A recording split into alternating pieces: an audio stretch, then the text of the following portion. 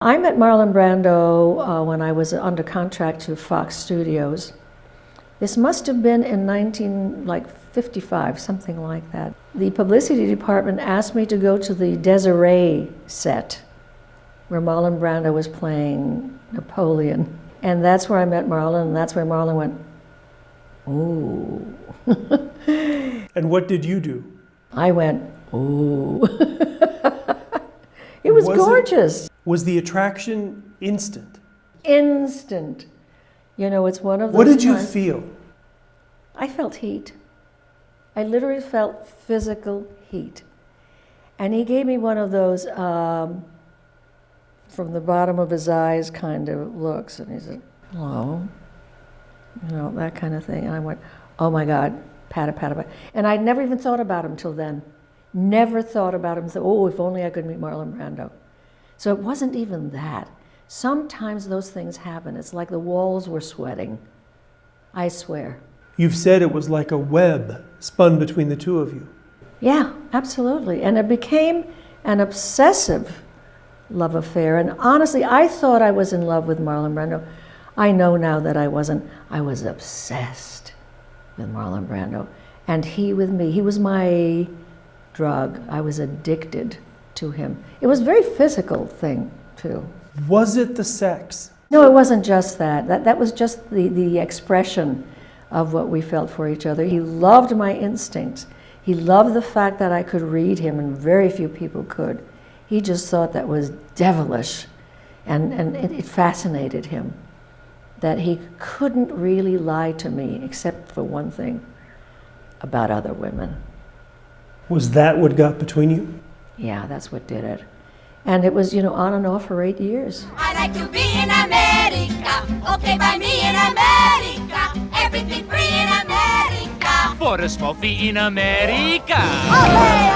It wasn't long after Moreno starred in West Side Story, the biggest moment of her career, when she says that web between her and Brando spun out of control. I tried to kill myself. I took pills. That was the only way I knew to get rid of this horrible obsession with this terrible man that I fancied myself in love with. And I almost succeeded too. It wasn't one of those things where you can see him at your funeral, and you know that dramatic stuff that some people will do. It was not an attempt on my part. I just meant to do it. I couldn't bear the pain anymore of the humiliations, and I couldn't bear the way I was treating myself. That's the nature of an obsession, by the way. That's really the nature of an obsession. You just can't do it. And It was easier to take your own life than it was to tell Marlon Brando, we're through. Well, I did it. Well, I did that many times. That was the problem. As I said, on and off for 8 years. And I kept coming back. And when I wasn't coming back, he'd call me and seduce me and entice me. You know, I'm not blaming him. You determine what your life is going to be like. And I think that people in relationships, more often than not in relationships, sign contracts that are never spoken of. In my case, it was, you be my good daddy, and I'll be your little girl, and you take care of me. And his power and his fame had a great deal to do with my obsession with him.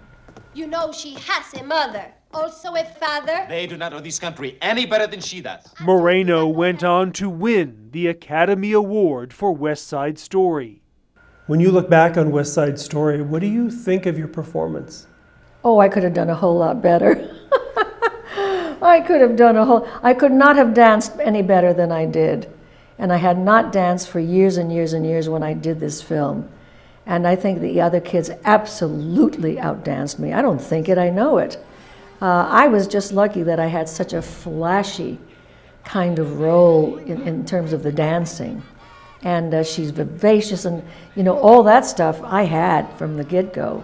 But I sure as hell didn't have the technique. How important was that to your overall career? I think West Side Story really clinched it. That's the film that gave me international celebrity, no question.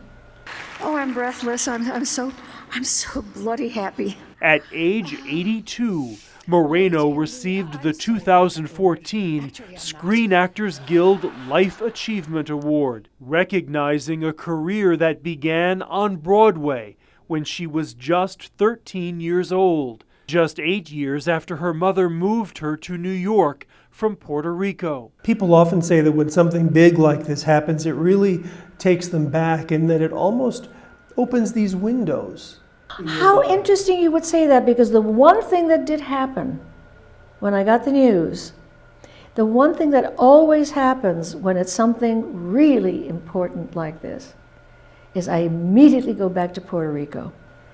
And I think of that little girl, Rosita. Your real name? Rosita Dolores Alverio, Rosa Dolores Alverio. I never forget from whence I came, and I don't forget about that because it means so much to me that this child from another country came to this country, didn't speak a word of English, and went this far.